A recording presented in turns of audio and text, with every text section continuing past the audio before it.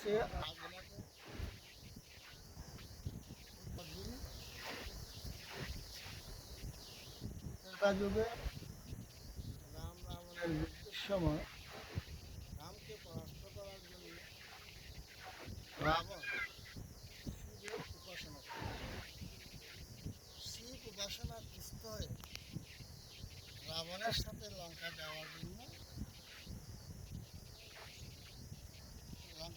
জন্য সে স্বীকার করে। কিন্তু একটা শর্ত, এই কাঁধে করে বা মাথায় করে যে শিবলিঙ্গ নিয়ে যাবে কলেজ থেকে, এটা সোজা নিয়ে লঙ্কায় উঠতে পারবে। যদি মধ্যখানে কোথাও রাখা হয় তাহলে আর সেখান থেকে শিবলিঙ্গ উঠবে না।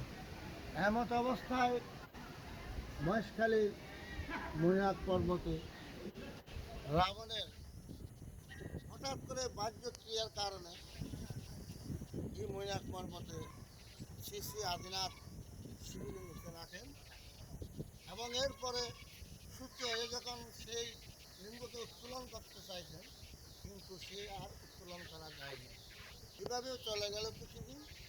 ঠিক এই বাঁশখালীর এই এলাকায়, একই এলাকায় এক ইসলাম ধর্ম ব্যক্তি একটা গাভী ছিল, তার ভালো দুধ পেত। তাই কিন্তু কয়েকদিন ধরে সে দেখতেছে ওই গাভী আর তাকে দুধ দিচ্ছে না মতো। তখন সে সেরা করে দেখতেছে চারিদিকে কী ব্যাপারটা কি। তখন একদিন দেখতে পেলো ওই গাভী মৈনাক পর্বতে এসে একটি পাথরের উপর যখন যায়, ঠিক তখন তার থেকে দুধ নিশ্চিত হয় ওই পাথরের উপর। এইভাবে দেখে তখন সে জানতে পারলো যে গরুর কেন দুধ পাওয়া যাচ্ছে না। তখন একদিন সে স্বপ্নে দেখলো এখানে মৈনাক পর্বতে আদিনী আত্মশিবলিঙ্গ প্রতিষ্ঠা করা যায়। তাই একজন হিন্দু জমিদার সাথে যোগাযোগ করে সেই হিন্দু জমিদার এখানে প্রতিষ্ঠিত করলো এবং এর পরপর একদিন একজন সন্ন্যাসী, নাগা সন্ন্যাসী এখানে উপনীত হয়। নাগা সন্ন্যাসীকে স্বপ্নযোগে বলেন অষ্টভুজা মহাদেবী নেপাল থেকে নীতি নিয়ে আসার জন্য। তখন ওই সন্ন্যাসী নেপাল থেকে এই লিঙ্গকে বা অষ্টভুজা দেবীকে আনার জন্য তখন দেখেন নেপাল সরকার জানতে পেরে ওই নাগা সন্ন্যাসীর বিরুদ্ধে মোকদ্দমা করে। তখন এ তো প্রস্তনস্ত অবস্থা।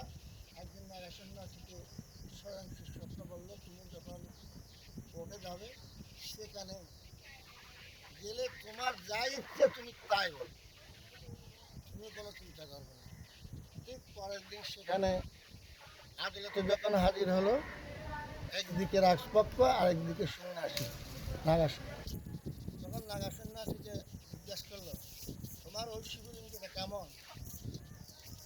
তখন আর রাজার পক্ষে জিজ্ঞেস করলো, এটা কেমন? রাজার পক্ষে বললো এটা কালো।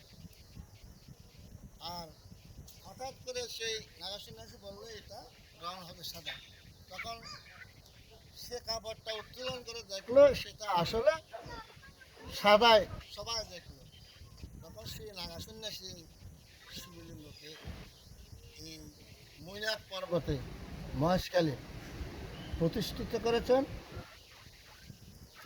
অনেক অনেক যুগ ধরে শাস্ত্রীয় মতে এটা হলো ত্রেতা যুগে এখানেই রাবণ এনেছেন।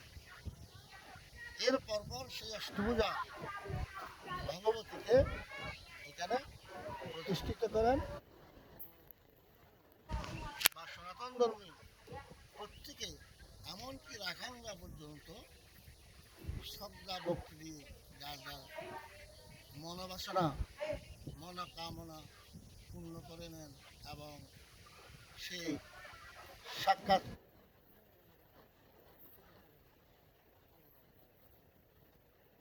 ব- দা-